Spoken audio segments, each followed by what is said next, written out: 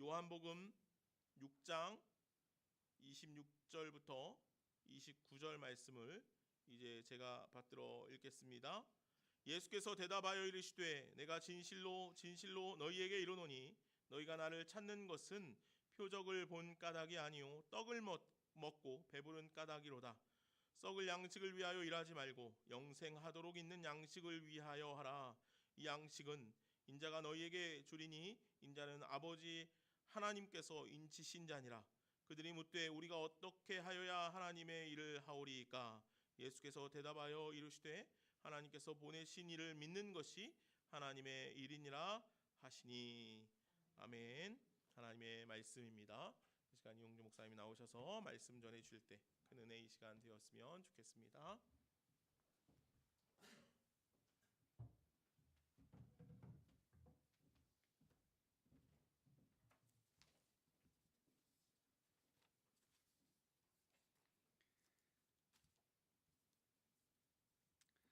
네, 예수를 찾는 이유라는 제목으로 말씀을 함께 나누고 생각해 보도록 하겠습니다.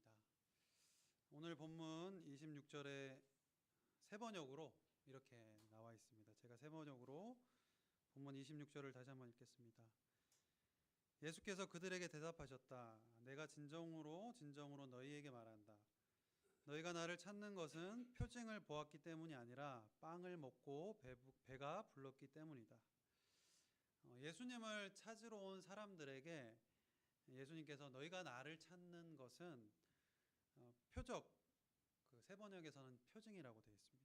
표징을 보았기 때문이 아니라 빵을 먹고 배불렀기 때문이다라고 이렇게 지적하고 있습니다. 무슨 이유에서 예수님이 예수님을 찾아온 사람들에게 이렇게 말씀하시는 것일까요? 오늘 본문인 요한복음 6장은 표적의 표적이 이어지는 이야기가 나오는 장입니다. 6장 2절인데요. 제가 6장 2절도 세 번역으로 한번 읽겠습니다. 큰 무리가 예수를 따라갔다. 그것은 그들이 예수가 병자를 고치신 표징들을 보았기 때문이다. 그리고 13절 14절입니다.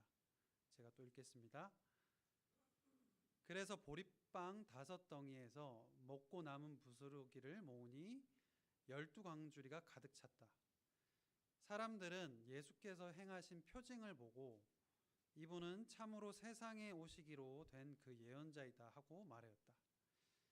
병을 고쳐주고 먹을 것을 주는 가시적인 표징이 나타났다는 것이죠. 6장에서. 사람들은 자신들을 먹여주고 그리고 병을 고쳐주고 이런 먹고 사는 문제를 개선해 줄 수 있는 예수님을 자신들의 왕, 리더로 세우려고 했습니다. 그래서 15절에 이렇게 나와 있습니다. 예수께서는 사람들이 와서 억지로 자기를 모셔다가 왕으로 삼으려고 한다는 것을 아시고 혼자서 다시 산으로 물러가셨다. 그러니까 사람들이 자신들의 먹고 사는 문제를 예수님이 해결해 주니까 이분이 예언자이고 왕이다, 우리들의 왕이다 이렇게 생각한 거죠. 어찌 보면 그 당시 로마의 지배 속에서 대다수의 아마 유대민족 사람들은 자신들의 삶이 자신의 몸을 살피고 먹을 것을 해결하고 나와 가족의 안전을 보장되는 그러한 삶을 어찌 보면 늘 불안 속에서 이렇게 살아갔을 수 있었을 것 같습니다. 그런데 이러한 상황에서 예수님이 오셔서 이렇게 보여지게 가시적으로 문제를 해결해 주고 그들의 어떤 욕구를 충족시켜 주었던 것이죠. 그래서 그들은 자신의 삶의 절박함 또는 어떤 욕구를 이루어줄 수 있는 예수님을 계속해서 쫓아갔다는 것입니다. 저희들도 어찌 보면 이런 교회에 나오는 이유가 여러 가지일 수 있습니다.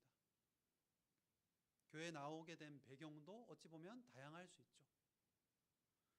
그리고 예수님을 찾는 이유 또한 우리들의 어떤 다양한 욕구와 필요에 따라서 이 자리에 왔을 수도 있습니다.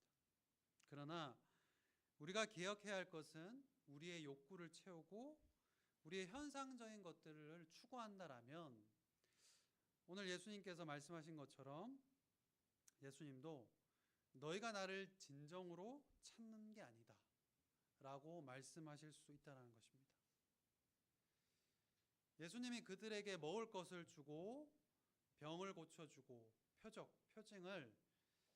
표징은 그들의 그런 표적을 보여준 이유는 우리의 삶을 다른 시각으로 바라보게 하는 하나의 통로라고 볼 수 있다는 것입니다.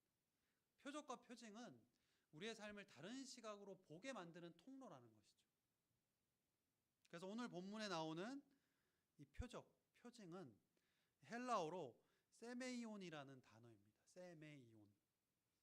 이것이 어떤 의미냐면 사인이라는 의미라고 볼 수 있습니다. 사인. 누군가에게 사인을 주는 거죠. 그러니까 세메이온이라는 단어는 신호를 보내다, 지시하다, 알리다, 보이다, 가르치다 등의 의미로 해석됩니다.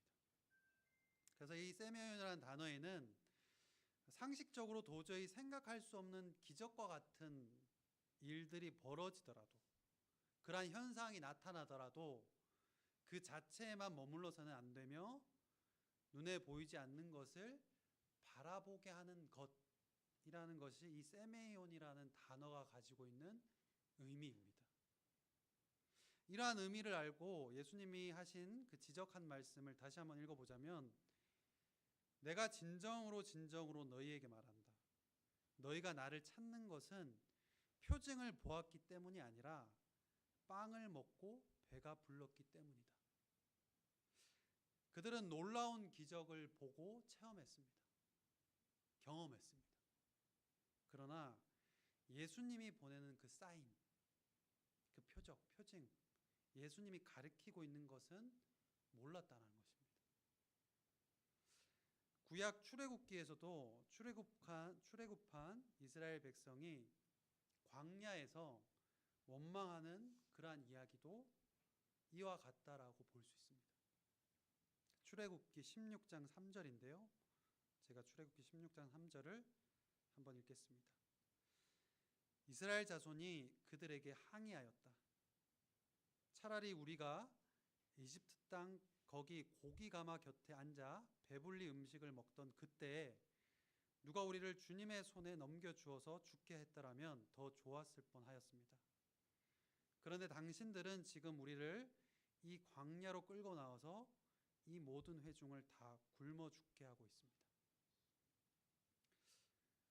출애굽한 이스라엘 백성들이 애굽을 탈출하고 하나님이 주시는 참 자유를 가지고 하나님을 섬기는 삶을 살겠다라고 다짐하고 나아갔지만, 그러나 정작 이러한 원망들을 됐다는 것이죠. 어찌 보면 하나님이 주시는 자유를 가지고 하나님을 섬기는 삶을 살아간다는 그 삶이란 이 땅에서의 현상적인 것이 아니라 그 너머의 것을 더 귀하게 여기며 살아가는 삶이라고 할 수 있다는 것입니다. 예수님 또한 광야에서 육체적으로 또 정신적으로 지쳐 있을 때 시험을 받습니다. 내가 하나님의 아들이거든 이 돌들더러 빵이 되라고 해라. 그리고 세계 모든 나라를 예수님에게 보여주며 나에게 절하면 이 모든 것을 너에게 주겠다. 그리고 높은 곳 성전 꼭대기로 올라가서 너가 신의 아들이면 여기서 뛰어내려보라. 가장 시급한 식욕에 대한 문제, 그리고 자신의 지금 처지를 살려줄 수 있는 권력과 힘에 대한 그러한 욕망을 사탄은 예수님께 시험했다는 것입니다. 그러나 우리가 잘 알고 있다시피 예수님은 그 사탄에게 지금 당장 먹고 사는 현상적인 문제 해결보다 더 근원적인 삶의 가치에 대한 것을 답합니다. 주님이 받으신 시험과 같은 일들이 여전히 우리 주변에도 현상적이고 욕구에 대한 것들로 유혹하고 있다는 겁니다. 이러한 일들은 여전히 진행 중에 있다는 것입니다. 과거 우리나라도 1920년대 일제가 우리나라를 문화 통치 시기한다라는 그러한 시절에 이때 기독교는 법인화라는 늪에 빠져서 교회의 정체성과 정신을 잃어가고 있었습니다. 법인화라는 것을 통해서, 제도를 통해서 일본은 교회의 재산을 인정해 주겠다라는 것을 제도적으로, 법적으로 그러한 장치를 마련해 주었습니다. 교회는 그때까지 재산이랄 게 별로 없었습니다. 미국 선교사가 집을 제공해 주거나 아니면 그 공동체에 있는 유력한 구성원이 제공한 공간에서 예배를 드렸기 때문에 재산에 대한 법적인 어떤 안정성을 확보하지 못했다는 것이죠. 그러나 일본이, 일제 당국이 이것을 정식적으로 우리가 인정해 주겠다, 법인화에 가입하면 너희들의 재산을 교회의 재산으로 인정해 주겠다라는 그러한 제도를 마련해 주죠. 그리고 대부분의 교회, 공동체들은 이 법인에 가입하게 됩니다. 그리고 일본은 더 나아가서 그러한 법인에 가입한 교회에게 미국 교회를 따라서 정교 분리의 원칙을 따르라고 합니다. 정치적인 행위를 하지 말고 그저 교회의 예배, 단순한 그러한 모임들만 하라는 것이죠. 교회는 이를 수용했습니다. 그러나 당시 기독교인들의 이러한 3.1 운동이나 사회 운동에 대한 기독교적인 것에 대한 활동, 저항 정신은 사라지고 평범한 기독교가 됐다라는 그러한 비판적인 이야기가 많이 있습니다.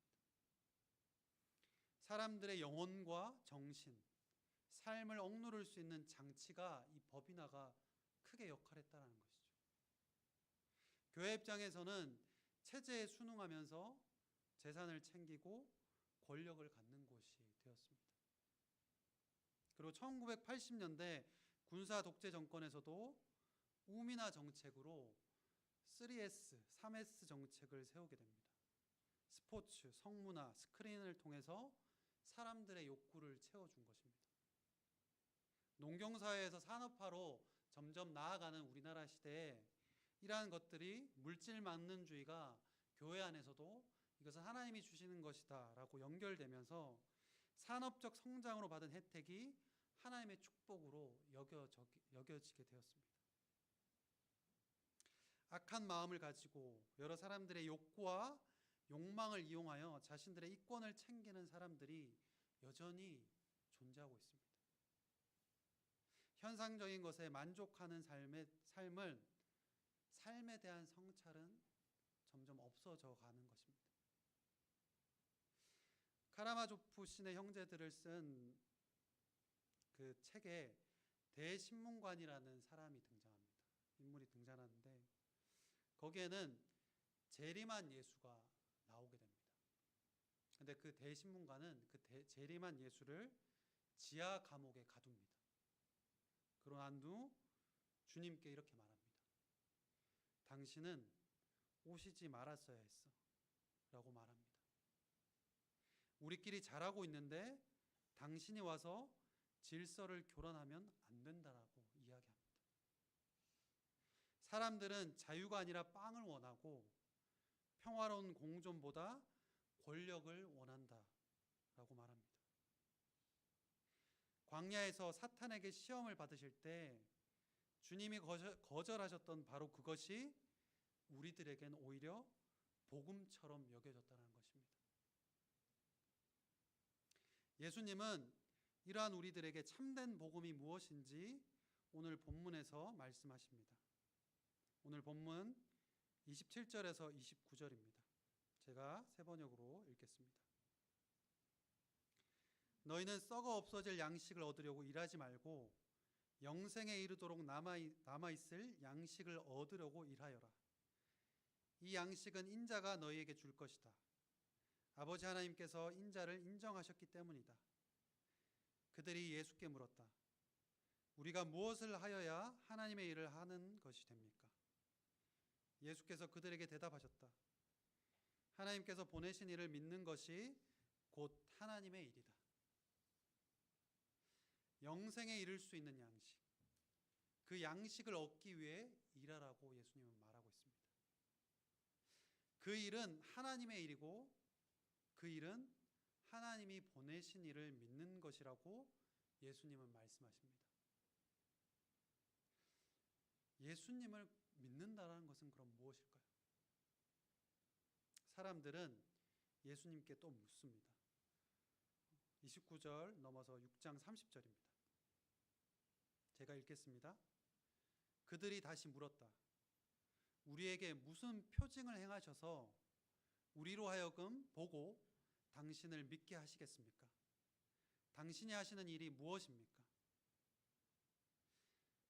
사람들은 여전히 예수님의 말귀를 알아듣지 못하고 있습니다. 그들은 믿을 만한 빵을 또 달라라고 요청하고 있는 것입니다. 그때 예수님은 이렇게 말씀하십니다. 내가 생명의 빵이다. 나는 하늘에서 내려온 살아있는 빵이다. 내가 줄 빵은 나의 살이다. 그것은 세상에 생명을 준다. 라고 말씀하십니다. 예수님의 삶 그 자체가 바로 하늘에서 내려온 살아있는 빵입니다. 빵은 누군가에게 먹을 때 비로소 빵이라는 존재의 목적을 달성합니다. 예수님은 누군가에게 먹히기 위해서 왔다는 것이죠. 다른 이들에게 복되고 그렇게 살라라고 자기 자신을 먹이로 내어주었다는 겁니다. 그것이 어찌 보면 성찬의 신비라는 것입니다. 예수님의 살과 피를 나누는 성찬의 신비. 썩지 않을 영원한 양식으로 자신의 삶을 내어주신 예수님의 살과 피를 우리가 기념하고 기억하고 나의 삶으로 받아들입니다. 그러기에 예수님을 믿는다라는 것은 그분을 나의 삶으로 받아들인다라는 겁니다. 사람이 영생에 이르는 양식을 구할 때 사람다워진다는 겁니다.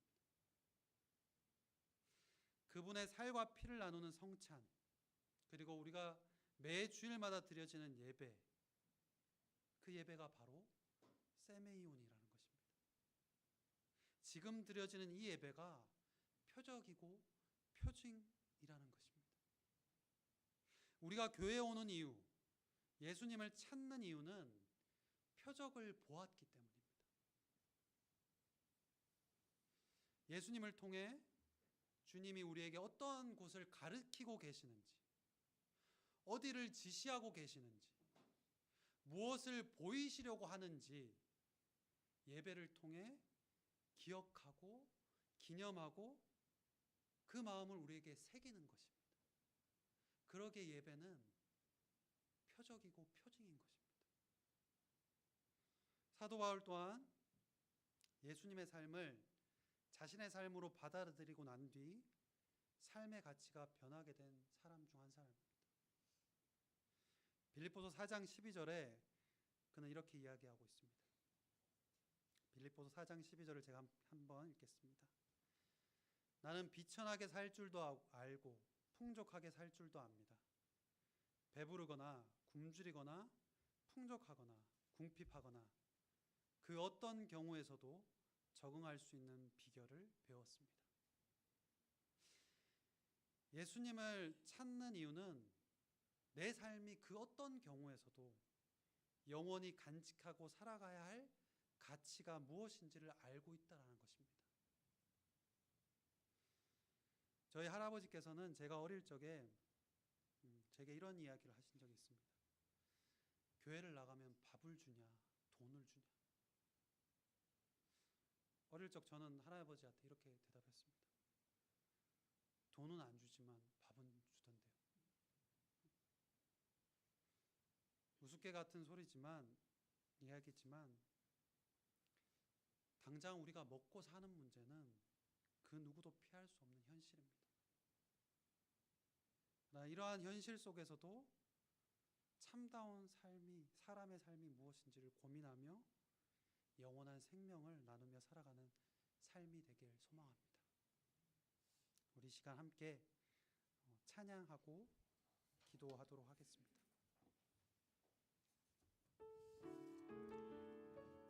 예수 우리들의 밝은 빛, 함께 찬양하고 기도하겠습니다.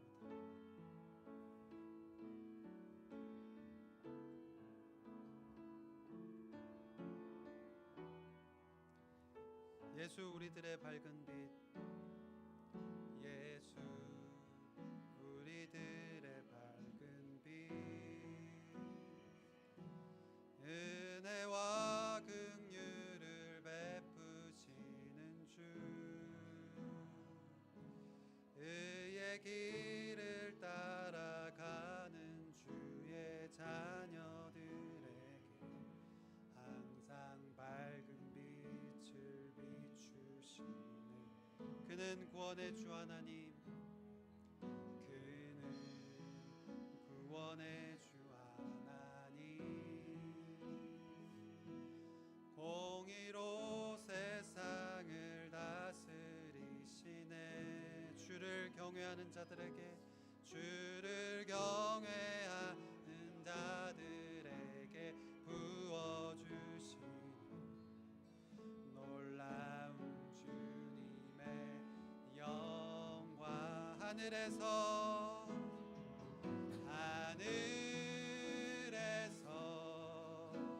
찬란하게 빛나는 주의 영광, 이 땅에 오셨네. 어둠을 밝히고 새 생명 주시네. 영원히 빛나는 나의 예수님,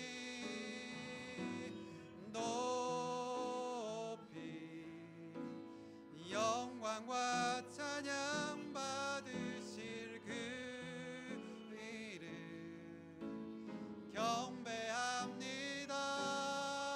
슬픔을 거두고 내게 자유 주시네.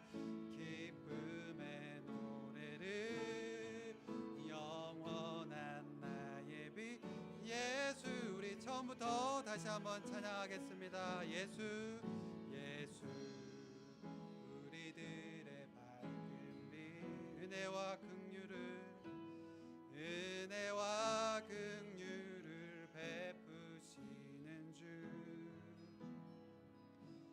의의 길을 따라가는 주의 자녀들에게 항상 밝은 빛을 비추시는 그는 구원의 주 하나님, 그는 구원의 주 하나님, 공의로 세상을 다스리시네.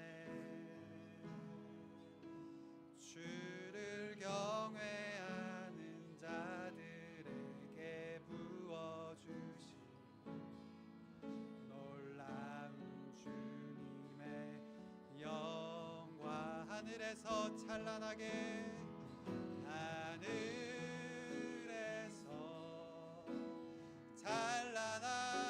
빛나는 그의 영광, 이 땅에 오셨네. 어둠을 밝히고 새 생명 주시네. 영원히 빛나는 나의 예수, 높이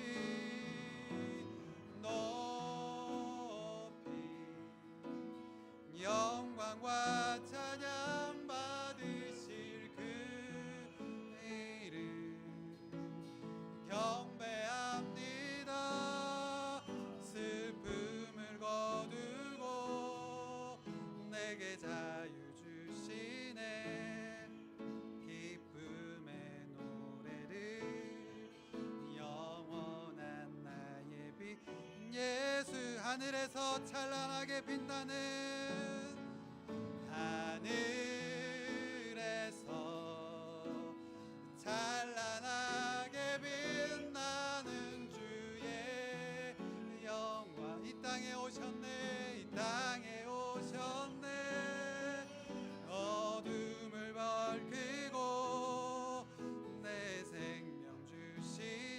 영원히 빛나는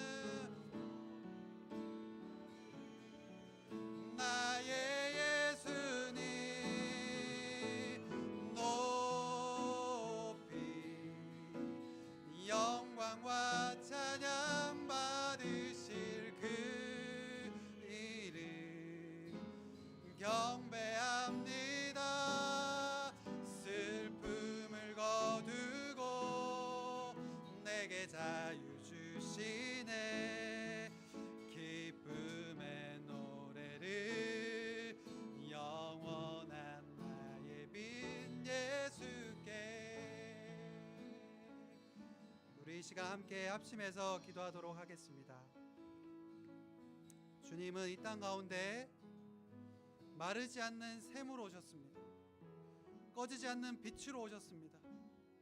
영원한 양식으로 오셨습니다. 그 표적과 표징을 이 예배 가운데 보여주고 계십니다.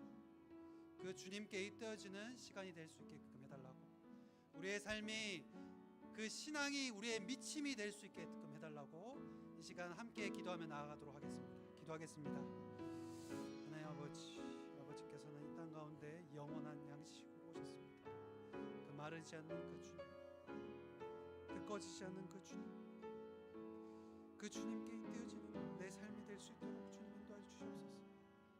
이 땅 가운데 자유를 주시기 위해서 하나님 나라 가운데 오신 그 주님, 내 마음 가운데 그것을 깊이 새기며 오늘도 주님께서 지시하시고 주님께서 바라보게 하시는 그것을 제가 바라볼 수 있도록 주님 인도해 주시옵소서.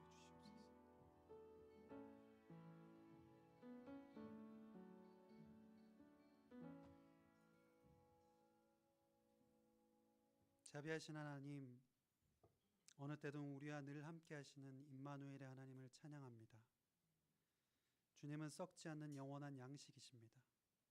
주님은 마르지 않는 샘이십니다. 주님은 꺼지지 않는 빛이십니다. 그 주님께 잇대어지길 원합니다. 우리의 삶이 이런저런 일들과 여러 가지 처리해야 하는 문제들로 너무 바쁘고 빠르게 지나갑니다. 주님, 표적과 같은 예배를 통해 주님을 닮아가는 삶이 무엇인지 다시금 보여지는 시간이 되게 하옵소서. 그리하여 썩어 없어질 양식으로만 살아가는 것이 아니라 영원한 양식을 우리 안에 품고 살아가길 원합니다.